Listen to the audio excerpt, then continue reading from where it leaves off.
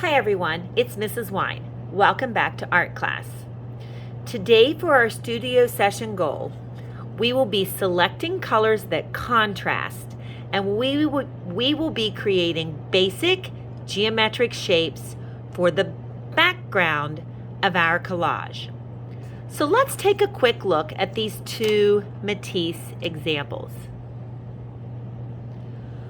When I look at the first example, I notice the figure and I see all of these weird wiggly organic shapes. But when I look at the background of the paper, I notice that it's a long black rectangle, a wide blue rectangle, and again a long skinny black rectangle. I see that the blue and black, the dark colors, contrast the yellow that they're on top of. When I look at the bottom example, I see the figure in white, and I see the organic yellow and red shapes, but when I look at the background, I see a very light blue paper with a medium value green paper on top of that, and a dark black rectangles on top of that. So today we're only thinking about these large rectangles that are in our background. So let's get started looking and learning. The first thing you're going to do today is you're going to choose a background color, and then you're going to choose a half sheet of paper in a color that contrasts. So remember, I don't want two colors that are the same, and if I have a dark background color, my half sheet should be a lighter color. If my background paper were light, I would not want a light half sheet. So you really have to make some wise choices when you're choosing. Then, when you're choosing your half sheet of paper, you have two different choices. You could choose a half sheet that is a short rectangle, or you could choose a half sheet that is a long, thin rectangle. And from that point, you just need to decide what to do with these rectangles. So the first thing you need to know with your options are, if you're choosing the short rectangle, you don't even need to cut it.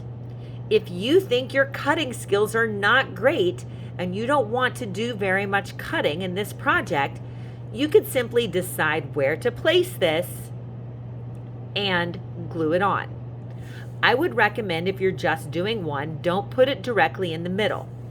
Either line it up to one side or the other, and if you're choosing to not cut it, it's probably best to do it the short way so that you're really breaking your background into those three sections. I don't think I would do it this way, because then you have all that border area around. I think it would be best this way, but you could choose the other way if you like. The other option would be if I wanted to take this rectangle and cut it into some smaller shapes. So I could start by cutting this rectangle with just one nice straight line.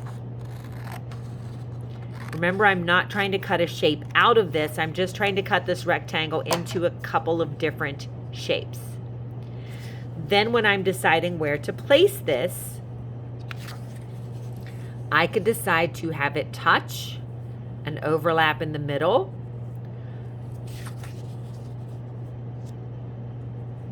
so now I have two pieces to sort of play around with to decide how I want to break up my page.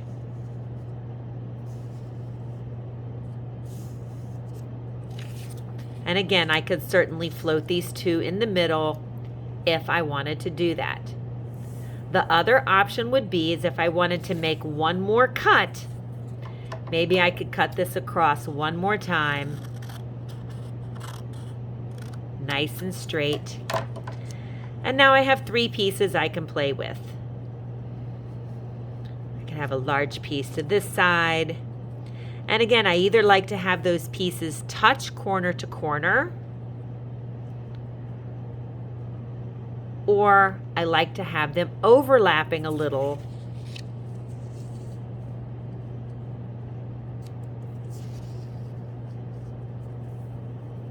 to create some interest in how I'm dividing up my background paper. I can do the same thing if I have the paper going the long way. I could choose to just place this paper down so that it fits on my page, either offsetting it to the top or the bottom, maybe not directly right in the middle. Or again, I could cut this.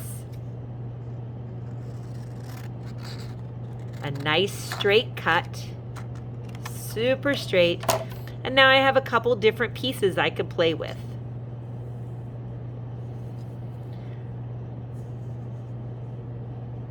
And it's really all about just thinking about how you want to arrange your papers so that they overlap and so that you're dividing this background space into some different shapes.